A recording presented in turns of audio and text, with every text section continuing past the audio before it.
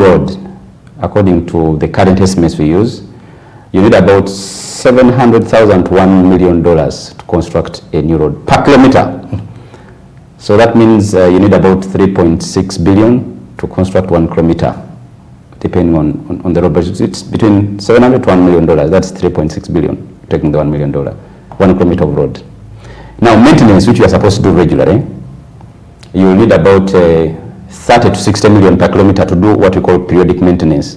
Periodic maintenance is where you see a grader comes, they put gravel, that madam they put on the road, okay. They compact it. Mm-hmm.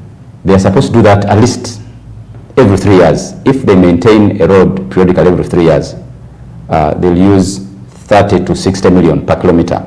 Remember, constructing is about 3.6 billion per kilometer. But you also right a bit in one way is that a road which is well constructed will last longer. If we tarmac all roads in Uganda, assuming we can tarmac all roads in Uganda, we shall be using much less money for maintenance. You'll notice that if you go to the expressway, you don't find there either graders or equipment trying to patch the expressway because it's well constructed. So we use less money for maintenance. But maintenance is less costly than constructing a new road. Mm-hmm. And also the new roads we construct need maintenance. I think the challenge we face sometimes, especially in some of our countries, that when we construct a new road, we don't think that this road needs maintenance. Oh. Like I hear some people ask, you did the expressway, it's a good road, why are you spending money maintaining it? They think when the road is constructed, doesn't need maintenance. But for us in engineering, as soon as you finish constructing a road, that's when you start the maintenance. So as to keep it in shape? You keep it in shape. And if you do the right maintenance, that means that constructed road will serve much more of its life. So it will finish its lifespan. If you don't maintain it, you design it to last 25 years, to last 10 years or 15 years. Then again, you will inject much more money in constructing or rehabilitating it. Oh. So those are the balances that we need to look at in construction and maintenance of roads. So that is why you say maintenance is less costly. Is less costly than construction. Okay. So the more I would want to know, if, like you said in engineering, it is better to start maintenance straight away from after the road has been commissioned and ready to go. How often is that done in Uganda? That's why I said we have a challenge. Okay. And also there's a certain challenge of resources. But ideally, as soon as a road is finished, commissioned, we should have a maintenance plan. Oh. For some roads, we don't do it because of lack of resources. Okay. For some roads, we don't do it because our leaders, maybe the politician, either at the district or at the town councils, they think we can put this money to another road which is bad off. Because they say, at least this is okay. Since it's new, you rather maintain the other road, and since this is passable, first leave it for this year or for the next year. So there is that balance. Looking at the resource envelope they have, most of them don't go into the maintenance cycle there and then. But ideally, that's what should be done so that these roads are motorable most of the time and all year round. All right, now let's get back to the issue of the accidents. We mentioned that accidents are some of those that have actually affected road users, and among the reports as well is that every other year we record quite a number of accidents and they're actually increasing. So what is the best way forward for safety of the road users? Thank you. I'll first tell you what we got from the report. Okay. From last year, 2019, when we did the road user satisfaction survey to now, 10% more people feel unsafe on the Ugandan roads. They feel that the roads are not safe. So the road users are saying the roads are becoming very unsafe to use.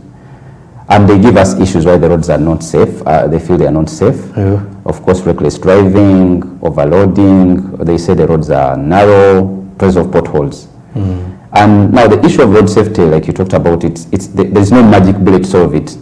Okay. In engineering, we have what we call the 3 E's. Now there are 4 E's, where we talk about education. In education, then the engineering bit, then the enforcement, and now the emergency response. Now in education, as a country and as a sector, as Road Fund and Ministry of Works and other people who are supporting this, we need to educate the people about how to use the road, what not to do, what to check in the car, where not to overtake, not overspeed. Do I need to wear a helmet? Do I need to put on a seat belt? What do I need to do? People need to know, to be educated on how a road is used. So that education aspect, people need to go to driving school, they need to learn how to drive. So it's a bigger, just education is a bigger thing involving multiple stakeholders, can't be a one bullet thing. Then you also go to engineering. Engineers, are they designing safe roads? If you look at the geometry of the road, when I'm driving at a given speed, the speed limit, will I crash? Is the geometry okay? Are there facilities? You see some roads, we have what we call an island. Is the traffic segregated? Are they separated? Cars this side and this side, can they easily crash into each other? What we call head-on collision. Those are the engineering aspects when you're doing a road, and they should be looked at now. The engineering can look at that when you're designing roads, when government is doing the design manuals. Those are some of the issues we need to look at in engineering. Then enforcement. Okay. That's another issue I think which we are also being abusing in Uganda. Enforcement, we have to enforce these rules.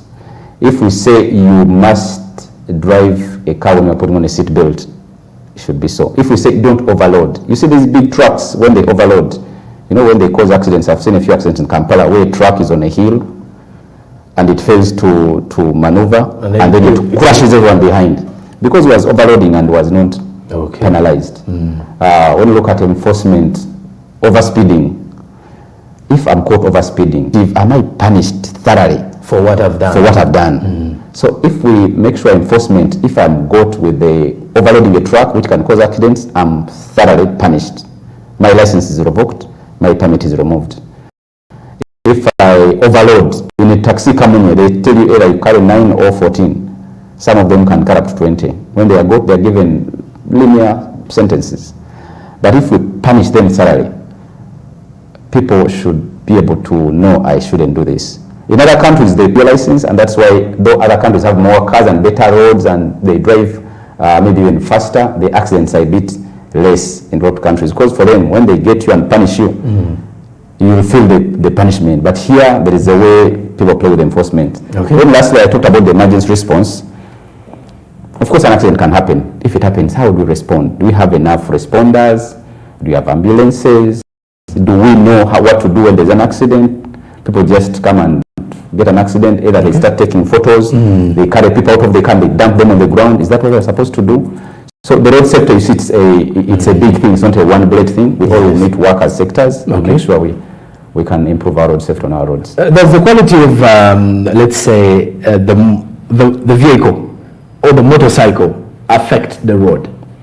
Yes, it does. It does affect the vehicle and the motorcycle. You know, also we are trying to stop the importation of very old cars. Yes. Because it affects the use of the road. But also the motorcycle and the vehicle, if it's in a DMC, a dangerous mechanical condition, it is spilling oil on the road, it's spilling petrol, it's spilling all these things. That damages the road. Damages the road and can cause a pothole. Then there are some motorcycles which have, there's that stand, that metallic thing on the motorcycle. Some riders want to ride when it is on the ground. They go on scratching the whole road. So I've seen it around among the youth, mostly. Especially the youth. I don't know whether it says some kind of showbiz. So the quality of the motor vehicle actually can affect the road. I also wanted us to talk about people who are settled around the road reserves. How have you been able to actually deal with these people during maintenance? I think there are some of those that are, I wouldn't want to use the word defiant in a sort, but I believe there are some Ugandans who are definitely always on the sideways, just very close to the road. How have you been able to deal with most of these people?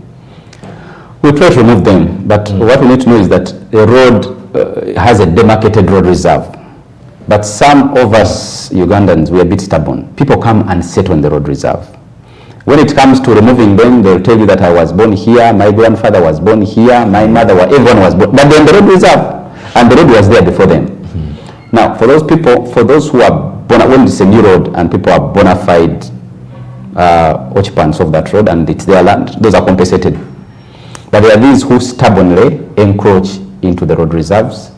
These ones we use enforcement. If you see when UNIWA is working on a road, sometimes when they start enforcing, you see people crying, then they start making it either political, they want to be helped, but we normally remove them. Some we use force, Some will use amicable means where we talk to them, but they encroach onto the road reserves by just sheer being stubborn.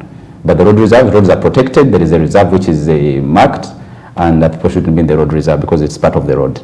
Okay, and then Engineer, I think I'm going to give you maybe 3 minutes for your last remarks from that. Now, according to just a general overview of the report, what else do Ugandans need to know about the road user satisfactory report that was released last week? Okay, thanks for that.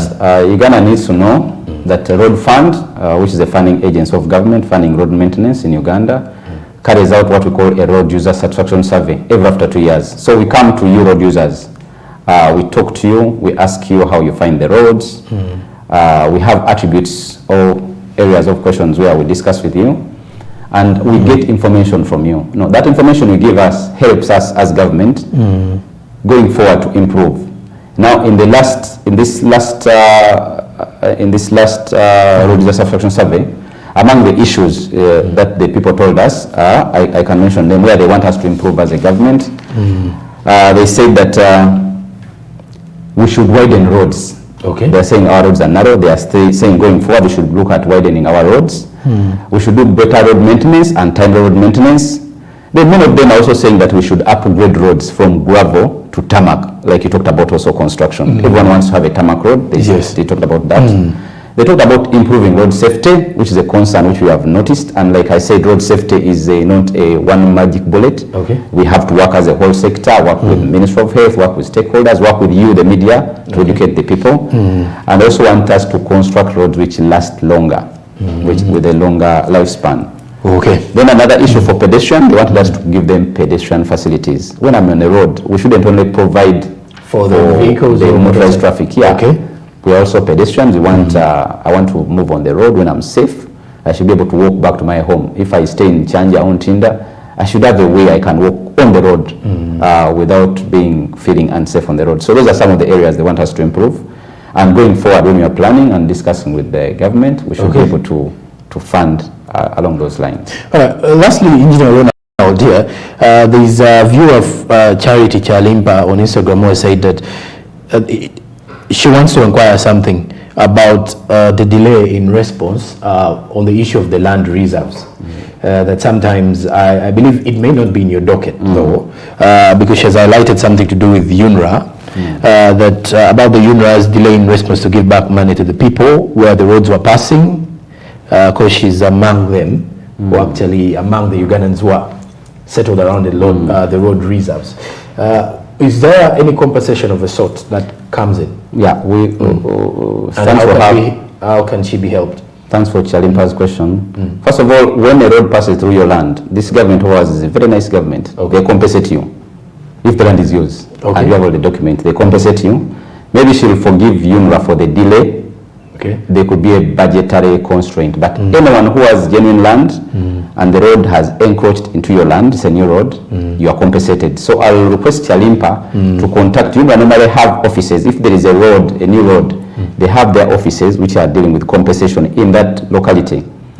She can either go to that office or can actually come to the UNRA headquarters. They are always very receptive. They receive her. She has to carry all her documents and then they'll tell her story of how and when they are going to compensate her if she's not yet compensated. But I know that this financial year, like the budgets have been cut, so some of the compensations have delayed. But like yourself and Chalimpa will agree with me, there are people who have been compensated and they normally get their money and they get their money in full. Then lastly, why is it that in most of the areas, why is it that an individual is not accepted to construct a road? Yes, because now that individual like you, Mr. Sonko, you could have a road you want to construct there. How much engineering do you know about a road? Very little. Very little. And we have standards on the roads. So that's why we don't allow an individual to wake up. Regardless of whether he has the money and he wants, like I want this road to go. Yes, like if you have equipment, you can buy a stethoscope, you can buy a needle, you can buy all those things for medical equipment. You have all the money to buy them, but you will not operate on someone. But you have all the equipment. You even have money. So these things of roads, these are technical issues. So the engineers go and study for 4 years to learn how to go road. You can get money through the Rotary, or you just become rich.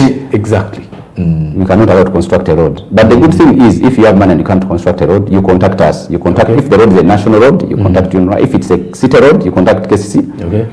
We give you the technocrats. We help you with the design. Okay. Give us that money and put in the road. So for people who have money there in Kampala and they wish to construct roads in their locality, there is a road that is disturbing you. Instead of using your local knowledge, you come to us, the engineers. We help with the design and make sure that you construct a road to the standard that is supposed to be. Otherwise, if you construct it poorly, you are going to lose money.